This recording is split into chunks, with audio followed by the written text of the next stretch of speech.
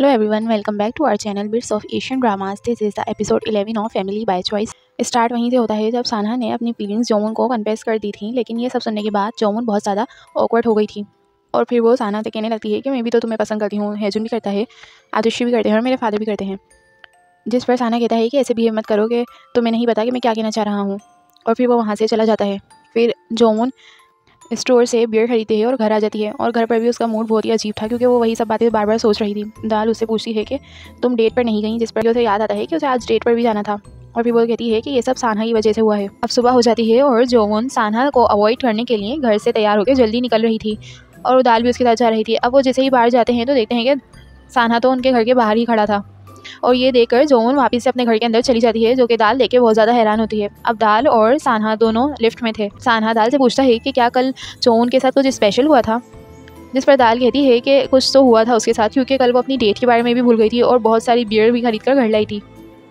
और फिर दाल थोड़ा सोचती है तो उसे याद आता है कि उसने कहा था ये सब सानहा की वजह से हुआ है। वो सानहा से पूछती है कि क्या तुमने उसे डेट पर जाने से रोका था, जिस पर सानहा स्लाइटली स्माइल करता है तो उसे समझ आ जाती है। और फिर वो कहती है कि क्यों, वो तो एक अच्छा लड़का था, तुमने उसे क्यों मना किया। और फिर वो थोड़ी देर बाद पूछती है कि ऐसा तो नहीं कि तुम जोमून को पसंद करते हो, और इस बात पर भी सानहा स्लाइटली स्माइल करता है, जिससे दाल को समझ आ जाता है कि वो जोमून को पसंद करता है। अब सानहा हॉस्पिटल में था और उसके पास जुनू आता है। वो सानहा को आकर बताता है कि तुम्हें पता है कल जोमून डेट पर नहीं गई थी, और वो कहता है कि मुझे ये लगता है वो मेरी वजह से नहीं गई थी, क्योंकि जब मैं उससे उसके बर्थडे वाले दिन मिलने गया था तो मैंने उसे फ्लावर्स दिए थे और उसे वो बहुत ज़्यादा पसंद आए थे। फिर वो सानहा से कहता है कि क्या तुम जोमून से पूछ के बता सकते हो कि वो डेट पर क्यों नहीं गई थी, जिस पर सानहा कहता है कि जो भी वजह हो, इतना तो मुझे पता है कि तुम वजह नहीं हो। जोमून को दिखाया जाता है जो कि अपने स्टोर में काम कर रही थी और सानहा ही की कॉल का वेट कर रही थी। वो कहती है कि मैं तो इस वजह से अवॉइड कर रही थी क्योंकि मैं ऑकवर्ड हो गई थी, लेकिन इसका मतलब ये तो नहीं कि तुम कॉल भी ना करो। और फिर सीन शिफ्ट होता है रेस्टोरेंट में, जहाँ पर जोमून के फादर से मिलने आजुमा आती हैं और रेस्टोरेंट में हेजुन भी था। अब वो वहाँ पहुँचते ही जोमून के फादर को कहती हैं कि जितना जल्दी हो सके जोमून की शादी कर दो, क्योंकि मैं एक फ्यूनरल से आई हूँ और उनकी बेटी अब बहुत ज़्यादा सैड हो गई है और मेंटली अनस्टेबल भी हो गई है, तो मैं नहीं चाहती कि जोमून का भी ऐसा हाल हो। उसके पास कोई तो होना चाहिए जो उसका ख्याल रखे, इसलिए तुम उसकी शादी कर दो। जोमून के फादर कहते हैं कि मैं अकेला थोड़ी हूँ, मेरे साथ तो हेजुन भी है, सानहा भी है और जोमून भी है, जिस पर वो आजुमा कहती हैं कि वो लोग हैं लेकिन ये लोग तुम्हारी रियल फैमिली नहीं है। हेजुन कहता है कि क्यों नहीं है, मैं इनका बेटा हूँ। तो आजुमा कहती हैं चलो मान लिया कि तुम बेटे हो, लेकिन आजकल बेटे भी किसी काम के नहीं होते। जब उनकी शादी हो जाती है तो वो अपनी असली फैमिली यानी उनकी वाइफ और बच्चों में गुम हो जाते हैं और उनको अपनी सिस्टर और फादर का कोई ख्याल नहीं रहता। अब हेजुन को डीलर की कॉल आती है और वो बात करने के लिए बाहर चला जाता है। डीलर हेजुन को कहता है कि आप अगर प्रॉपर्टी खरीदना चाहते हैं तो आपकी लीगल रिलेशन का सर्टिफिकेट चाहिए होगा, और अब हेजुन लीगल रिलेशन के बारे में सोचने लगता है। अब सानहा को दिखाया जाता है जो कि ऐसा लग रहा था वो थका हुआ है क्योंकि इमरजेंसी अटेंड करके आया है। उसके बावजूद वो जोमून को कॉल करता है जो कि स्टोर में थी, और सानहा जोमून को कहता है कि आजुशी ने कल अपने घर पर बुलाया है हम सबको, जिस पर जोमून कहती है कि तुम दोनों चले आना, मैं अलग आ जाऊँगी क्योंकि मुझे कल स्टोर में जाना है कुछ ज़रूरी सामान खरीदने। और वो ये कह के कॉल काट देती है। अब स्टोर में दाल भी आ चुकी थी और उसकी बातें सुन रही थी। दाल टीज करने के लिए उसे कहती है कि तुम्हें कल स्टोर जाना है तो मैं भी चलूँ तुम्हारी मदद करने। जोमून कहती है कि नहीं, इतना ज़रूरी नहीं है, मैं अकेले चली जाऊँगी। और फिर अब दाल जोमून से कहती है कि क्या तुम्हारे और सानहा के बीच में कुछ हुआ है क्या, जिस पर जोमून उससे पूछती है क्या ये इतना ऑब्वियस है, क्या मुझे देख के ही तुम्हें ऐसा लग रहा है कि मेरे और सानहा के बीच कुछ हुआ है।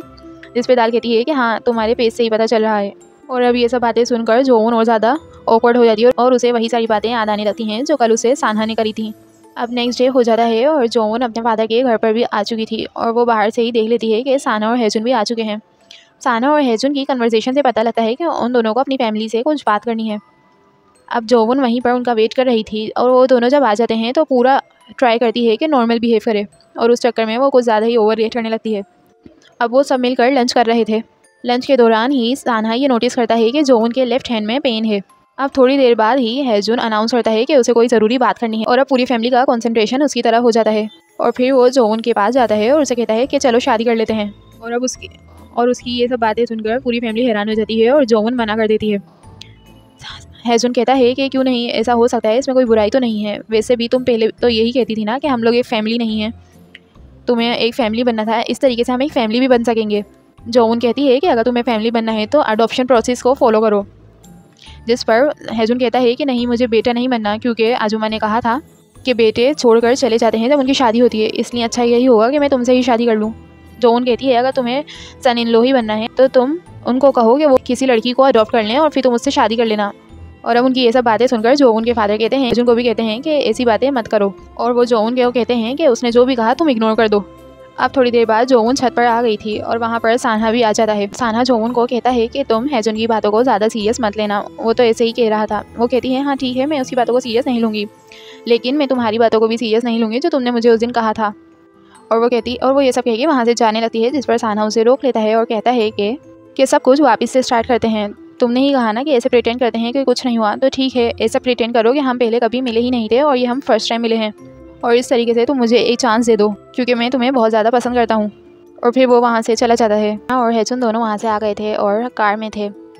सान्हा उसे उस बात पर ही रोकने वाला था जिस पे हेजुन कहता है कि हाँ मुझे पता है कि तुम क्या कहने वाले हो, लेकिन मेरा भी तो सोचो ना, जब मैं अमेरिका से यहाँ पर आ रहा था तो मैं बहुत ज़्यादा कंफ्यूज था कि मैं वहाँ जा भी सकता हूँ कि नहीं, क्योंकि मेरा कोई लीगल रिलेशन नहीं है। लेकिन तुम तो यहाँ पर आराम से आ गए क्योंकि तुम्हें पता था कि तुम्हारे फादर यहाँ पर हैं। अगर मेरी और जोवुन की शादी हो जाएगी तो कम से कम मुझे ऐसा तो नहीं सोचना पड़ेगा। सान्हा कहता है कि तो मैं तुम्हारे लिए क्या हूँ। हेजुन कहता है कि तुम मेरे भाई हो। सान्हा कहता है कि क्या तुम्हें कोई लीगली प्रूफ की ज़रूरत है मुझसे रिश्ता रखने के लिए, क्योंकि मुझे तो नहीं है। और ये बातें सुनकर हेजुन थोड़ा सेटिस्फाई लग रहा था और वो स्माइल भी करता है। अब जोवुन घर आती है तो देखती है कि घर का माहौल थोड़ा सीरियस है। उसके सान्हा के फादर किसी से कॉल पर बात कर रहे थे और वो कोई और नहीं सान्हा की मदर थी, जो कॉल पर कहती हैं कि मैंने सान्हा को 1 महीने के लिए छुट्टी पर भेजा है, उसके बाद उसे यहाँ पर वापस आना है। मुझे हॉस्पिटल में जाना बहुत ज़्यादा हार्ड लगता है उसके बगैर। वो अपनी सारी जिम्मेदारी सूही पर कैसे छोड़कर जा सकता है, वो अभी भी माइनर है, वो बहुत ज़्यादा सेल्फिश है। और वो कहती हैं कि उसे वापस आने का कह दो, और अब वो कॉल कट कर देती हैं। ये सब बातें सान्हा के फादर उन दोनों को भी बताते हैं। जोवुन के फादर कहते हैं कि उसने तो कहा था कि वो हमेशा के लिए यहाँ पर आ गया है। सान्हा के फादर कहते हैं कि तुम लोग टेंशन मत लो, मैं सान्हा से अकेले में खुद बात करूँगा। अब जाते वक्त जोवुन के फादर जोवुन को टी का थर्मस उसे दे देते हैं और कहते हैं कि ये सान्हा को दे देना। जोवुन कहती है कि उसे पहले इंसोमिया था, लेकिन अब मुझे लगता है कि वो ठीक हो गया होगा, तो उसे इसकी ज़रूरत नहीं होगी। फिर उसके फादर कहते हैं कि वो पूरा दिन हॉस्पिटल में काम करता है, ये ज़रूर उसके लिए स्ट्रेसफुल होगा, इसलिए उसे इसकी ज़रूरत पड़ेगी। जोवुन पूछती है कि सान्हा ने अपनी मदर से क्या झूठ बोला है कि वो 1 महीने बाद वापस चला जाएगा, फिर वो 1 महीने बाद क्या करेगा। उनके फादर उसको समझाते हैं कि सान्हा के फादर अभी सान्हा से बात करेंगे, तो इसलिए तुम ये सब बातें सान्हा के सामने मेंशन मत करना, वो परेशान हो जाएगा। अब सान्हा को दिखाया जाता है जहाँ पर उसके पास उसकी सिस्टर के बहुत सारे मैसेज आए हुए थे, जिसको वो कंटिन्यूसली इग्नोर ही कर रहा था, और अब वो अपनी इंसोमिया की टैबलेट्स खाकर सो जाता है। सुबह का सीन दिखाया जाता है। सान्हा जॉब पर जाने से पहले जोवुन के घर पर आता है। वो डोर नॉक करता है, लेकिन बहुत देर तक वो गेट नहीं खोलती, तो वो जाने लगता है, लेकिन थोड़ी देर बाद जोवुन गेट खोल देती है, और अब जोवुन वो टी जो कि उसके फादर ने दी थी सान्हा को दे देती है। और फिर जोवुन सान्हा से कहती है कि तुम अच्छे से सोते हो ना, तुम्हारे लिए डैड और आजुशी दोनों परेशान थे, इसलिए मैं तुमसे पूछ रही हूँ। सान्हा कहता है कि हाँ मैं ठीक हूँ, जिस पर जोवुन उसे एक और बार पूछती है, तो सान्हा कहता है कि मैं भी ज़्यादा खुश हो जाऊँगा जब कोई मुझे चांस दे दे, और फिर वो वहाँ से चला जाता है। और अब जोवुन घर में जाती है तो बहुत ज़्यादा एम्बेरस हो जाती है अपने आप को मिरर में देखकर, और कहती है कि मैं इस हालत में सान्हा के सामने चली गई थी, और फिर अपने आप को ही कंफर्ट देने के लिए कहती है कि इससे पहले भी मैं उसके सामने बहुत ज़्यादा वर्स्ट कंडीशन में आई हुई हूँ, इससे कोई फ़र्क नहीं पड़ता। अब सीन शिफ्ट होता है जोवुन के एक स्टोर पर, जहाँ पर हेजुन और उसका फ्रेंड आया हुआ था। हेजुन ये सब बातें अपने फ्रेंड को बताता है, और वो उसको सजेस्ट करता है कि तुम लोग वैसे भी ब्लड रिलेटेड नहीं हो, तो तुम उससे शादी कर सकते हो। और फिर वो कहता है कि चलो ठीक है, तुम टेस्ट करके देखो, तुम अपने माइंड में सोचो कि तुम जोवुन को किस कर रहे हो। और अब हेजुन ये सब सोचने लगता है बहुत मुश्किलों से, और ये सोचने से ही उसे बहुत ज़्यादा ऑकवर्ड फील होता है, और वो जल्दी से अपनी आँखें खोल लेता है और कहता है कि आई हेट इट, मैं गलत था, ऐसा नहीं हो सकता, ये सब बहुत गलत है। और अब वहाँ पर जोवुन भी आ गई थी और उसे टीज़ करने के लिए कहने लगती है, क्या हुआ, तुमने तो कहा था कि तुम मुझसे शादी करना चाहते हो। और वो उसका हाथ पकड़ कर कहती है कि क्या हुआ, अब तुम्हें मुझसे शादी नहीं करनी, जिस पर हेजुन कहता है कि मुझे हाथ मत लगाओ, और उससे भागने लगता है। और अब हेजुन का दोस्त भी वहाँ से चला जाता है। हेजुन जोवुन से कहता है कि तुम क्या चाहती हो कि मैं तुम्हारे लिए क्या करूँ। और अब जोवुन कंपनसेशन के लिए अपने स्टोर के ग्लास हेजुन से साफ़ करवाने लगती है। थोड़ी देर बाद जोवुन हेजुन से कहती है कि डैड तुम्हें नहीं जाने देंगे, उन्होंने तो तुम्हारे रूम को भी बिल्कुल साफ़ रखा हुआ था, वो हमेशा तुम्हारे रूम की सफाई करते थे, और मुझे तुम्हारे रूम को स्टोरेज के तौर पर यूज़ भी नहीं करने देते थे, क्योंकि उन्हें लगता था कि तुम जब आओगे तो उसी कमरे में रुकोगे। और वो कहती है कि मैंने जो कहा था कि हम लोग फैमिली नहीं हैं, उन सब बातों को भूल जाओ, मैंने अपने भाई से नाराज़ नहीं हो सकती 10 साल बाद वापस आने पर। ये सब बातें सुनकर हेजुन भी बहुत ज़्यादा सेटिस्फाई हो जाता है। अब रात हो जाती है। सान्हा, उसके फादर और जोवुन के फादर तीनों रेस्टोरेंट में थे। वो लोग उससे उस कॉल के बारे में पूछते हैं। सान्हा कहता है कि मैं हमेशा के लिए वहाँ से आ गया हूँ। तो आपको तो पता ही है कि उनकी ऐसी आदत है इस तरीके से बात करने की। तो आप लोग उसे सीरियसली मत लें और ऐसा भी नहीं है कि वो मुझे यहाँ से खींच कर ले जाएं। अब सानहा के फादर बहुत ज़्यादा फ्रस्ट्रेट हो जाते हैं और उससे कहते हैं कि मुझे तो पता ही था कि कुछ ना कुछ गड़बड़ है, तुम ऐसे अचानक से हमेशा के लिए यहाँ पर नहीं आ सकते।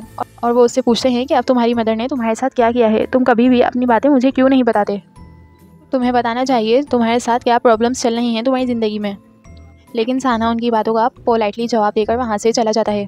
अब बाहर आकर जो उनके फादर सानहा को समझाते हैं कि वो बस गुस्सा हैं, उनकी बातों को सीरियसली मत लेना। उन्हें ये लगता है कि तुम उन्हें इस कैपेबल नहीं समझते और अपनी प्रॉब्लम्स शेयर नहीं करते, इसीलिए वो थोड़े से फ्रस्ट्रेट हो गए होंगे। और अब वो जाने लगते हैं तो सानहा ये नोटिस करता है कि उनके बैक में पेन है। वो उन्हें कहता है कि कल आप हॉस्पिटल आ जाइएगा, मैं आपका अपॉइंटमेंट ले रहा हूँ, कल आप हॉस्पिटल विजिट कर लीजिएगा। अब नेक्स्ट डे होता है और जोन उसके फादर के साथ हॉस्पिटल में आ जाती है और जोन के फादर अपने चेकअप के लिए चले जाते हैं। अब उनका चेकअप हो रहा था तो इसमें थोड़ी सी देर हो जाती है और जोन बाहर ही बैठी हुई थी। थोड़ी देर बाद वॉशरूम जाती है तो उसे रास्ते में सानहा दिखता है जो कि किसी पेशेंट से बहुत ही ज़्यादा पोलाइटली बात कर रहा था और अच्छे से समझा रहा था। और ये देखकर वो बहुत ज़्यादा प्राउड फील भी करती है और वो ये सब आके सानहा से कहती भी है कि तुम बहुत अच्छे से पेशेंट के साथ डील कर रहे थे। सानहा उसे ले जाता है रूम में जहाँ पर वो उसके हाथ का ट्रीटमेंट करता है क्योंकि उसने देखा था कि उसके लेफ़्ट हैंड में पेन था। जोन उससे पूछती है कि तुम्हें ये कैसे पता चला कि मेरे लेफ़्ट हैंड में पेन है। सानहा कहता है कि जब इंसान को किसी की केयर होती है तो ये सब पता चल ही जाता है। जोन का ट्रीटमेंट भी हो जाता है और उसके फादर का चेकअप भी। और जोन के फादर जोन का लॉबी में वेट कर रहे थे। फिर सानहा को दिखाया जाता है जिसके साथ वही लड़की थी जो पहले हैजुन की गर्लफ्रेंड थी और उससे वो वही पूछ रही थी कि मुझे बताओ ना हैजुन की कोई गर्लफ्रेंड है या नहीं। और ये सब जोन के फादर देख रहे थे और उसकी बॉडी लैंग्वेज से लगता है कि वो सानहा की गर्लफ्रेंड है। और अब जोन भी ये सब देख लेती है और वो बहुत ज़्यादा जेलस भी लग रही थी। लेकिन जोन के फादर उन दोनों को देखकर बहुत खुश लग रहे थे। अब सानहा उन दोनों को देखता है तो फिर उनके पास आता है गुड बाय करने के लिए। जोन के फादर सानहा से पूछते हैं कि वो लड़की कौन थी, तुम लोग बहुत ज़्यादा क्लोज लग रहे थे। सानहा कहता है कि नहीं, हम लोग इतने क्लोज नहीं हैं, वो बस मेरी स्कूल की फ्रेंड है। तो जिस पर जोन के फादर कहते हैं कि नहीं, इतना सिंपल तो नहीं है, तुम लोग तो एक साथ काम भी करते हो, तुम लोग ज़रूर बहुत क्लोज होंगे। पर जोन कहती है कि नहीं, ये कोई सिंपल बात नहीं है, वो तो पहले कांग हैजुन की गर्लफ्रेंड थी, लेकिन पहले उसने उसे रिजेक्ट कर दिया था। अब रात हो जाती है और दाल घर में आती है तो वो जोन को देखकर डर जाती है क्योंकि वो बैठी ही इस तरीके से थी। अब दाल अंदर आ जाती है और अपना फ़ोन चेक करती है तो उसकी मदर ने उसे वापस से लड़कों की पिक्चर भेजी हुई थी ब्लाइंड डेट के लिए। और वो देखकर बहुत ज़्यादा परेशान हो जाती है और जोन को कहती है कि वो फिर से मुझे किसी के साथ ब्लाइंड डेट पर भेजना चाहती हैं। मैंने उन्हें कितनी बार समझाया है कि मेरी स्ट्रेंजर्स के साथ कन्वर्सेशन अच्छे से नहीं होती है, फिर भी वो बार बार मुझे ब्लाइंड डेट के बारे में बोलती रहती हैं। मैं जैसे ही उनसे बात करना शुरू करती हूँ तो मुझे आता है कि वो लोग मेरा इंटरव्यू ले रहे हैं कि तुम क्या करती हो, क्या कितना कमाती हो, ये सब वगैरह वगैरह। अब नेक्स्ट डे हो जाता है। हैजुन की आंटी को दिखाया जाता है जो कि बच्चों को पढ़ा रही थी। फिर थोड़ी देर में वहाँ पर हैजुन भी आ जाता है और उसकी आंटी उसे 10 साल बाद देखकर बहुत ज़्यादा खुश हो जाती हैं। अब वो दोनों बात करने के लिए रेस्टोरेंट आ जाते हैं। अब वो लोग जब रेस्टोरेंट से बाहर आ जाते हैं तो हैजुन अपनी आंटी से कुछ कहने वाला था, लेकिन थोड़ी देर सोचकर वो कुछ भी नहीं कहता और वहाँ से जाने लगता है। जिस पर उसकी आंटी उससे पूछती हैं कि तुम्हारी मदर ने अभी तक तुमसे कॉन्टैक्ट नहीं किया ना। हैजुन कहता है कि अगर उन्होंने किया भी हो तो मुझे पता नहीं चलेगा क्योंकि मैं अपना नंबर चेंज कर चुका हूँ। अब उसकी आंटी वहाँ से चली जाती हैं और वो भी वहाँ से जा रहा था तो उसे रास्ते में एक लेडी दिखती हैं जिसका चेहरा बिल्कुल उसकी मदर की तरह था। वो थोड़ा सा उनका पीछा करता है लेकिन वो क्राउड में ही कहीं गुम हो जाती हैं और वहाँ पर हैजुन को दाल मिल जाती है। दाल हैजुन को देखती है तो वो हल्का सा रो रहा था, जिस पर हैजुन उससे पूछता है जोन को बताओगी क्या। जिस पर वो कहती है कि नहीं, मैंने तो 10 साल पहले भी नहीं बताया था, लेकिन इस दफ़ा मैं बदले में कुछ लूँगी तुमसे। वो उससे बोलती है कि क्या तुम मेरे बॉयफ्रेंड बनोगे। जो सुन के हैजुन बहुत हैरान हो जाता है। अब वो दोनों कैफ़े आ गए थे और वो अपनी पूरी सिचुएशन बताती है कि उसकी मदर उसे बार बार ब्लाइंड डेट पर भेज देती हैं और वो इन सब चीज़ों से पीछा छुड़ाने के लिए अपनी मदर के सामने ये नाटक करना चाहती है कि उसका एक बॉयफ्रेंड है और वो ब्लाइंड डेट पर नहीं जाना चाहती। और अब हैजुन ये सब समझ जाता है और वो उसका एक दिन के लिए बॉयफ्रेंड बनने के लिए राज़ी हो जाता है। अब सीन शिफ्ट होता है हैजुन की मदर पर, जो कि जिनको रास्ते में जोन के फादर मिलते हैं और अब वो दोनों बात करने के लिए कैफ़े आ गए थे। हैजुन की मदर जोन के फादर से कहती हैं कि मुझे अपनी सिस्टर से पता चला था कि हैजुन यूएसए से वापस आ चुका है। जिस पर वो हैरान होते हैं और कहते हैं तुम्हारा कॉन्टैक्ट अभी भी है तुम्हारी सिस्टर के साथ। वो जवाब देती हैं कि नहीं, मेरा कॉन्टैक्ट नहीं है, बस थोड़े दिनों पहले ही उसने 10 साल में पहली दफ़ा मुझसे कॉन्टैक्ट किया था और तभी मुझे ये सब पता चला था। तो उनके फादर उनसे कहते हैं कि अब आप यहाँ आई गई हैं तो हैजुन से मिलने।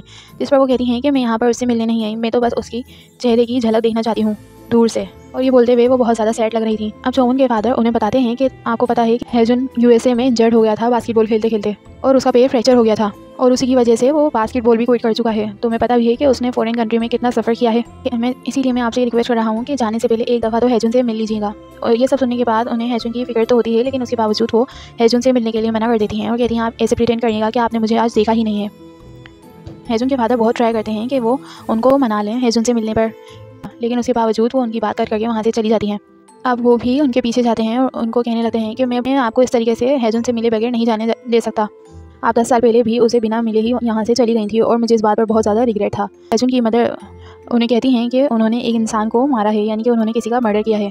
अब सीन वहाँ से कट होकर जोवन और सान्हा पर शिफ्ट होता है, जो कि रेस्टोरेंट में आए हुए थे डिनर के लिए। अब जोवन सान्हा से बात करती है और कहती है कि तुम लोग आए थे तो मुझे बहुत ज़्यादा खुशी हुई थी। मुझे लगा था कि हम लोग वापस से पुराने वक्त में चले गए हैं, जहाँ पर मैं 17 ईयर्स की थी और तुम 19 ईयर्स के। लेकिन ये अब ऐसा नहीं है, हम लोग बड़े हो चुके हैं और हम वापस से पुराने जैसे नहीं हो सकते। और मैं नहीं चाहती कि हम लोगों का रिलेशन ऑकवर्ड हो, तो मैं तुम्हें वो चांस नहीं दूंगी जिसके बारे में तुम मुझसे पूछ रहे थे। हम लोग सिबलिंग्स हैं और इसके अलावा कुछ और नहीं बन सकते। अब सान्हा उसकी बातें सुनकर चुप हो जाता है। डिनर करने के बाद वो लोग बाहर निकलते हैं तो देखते हैं कि बहुत तेज़ बारिश हो रही है। जोवन सान्हा से कहती है कि हम लोग भाग कर पार्किंग लॉट तक तो पहुंच ही सकते हैं, और ये बोल के वो वहाँ से भागना शुरू कर देती है और सान्हा भी उसके पीछे पीछे जाने लगता है। अब वो लोग वहाँ पर पहुँच जाते हैं। सान्हा जोवन के फेस से पानी हटाने लगता है, जिससे वो ऑकवर्ड हो जाती है और कहती है कि मैं खुद कर लूँगी। अब थोड़ी देर बाद सान्हा उसे किस करता है और यहीं से एपिसोड 11 खत्म हो जाता है। So if you like the explanation, please like the video and subscribe our channel to motivate us so we can explain more Asian dramas for you guys. Okay, till the next video, goodbye.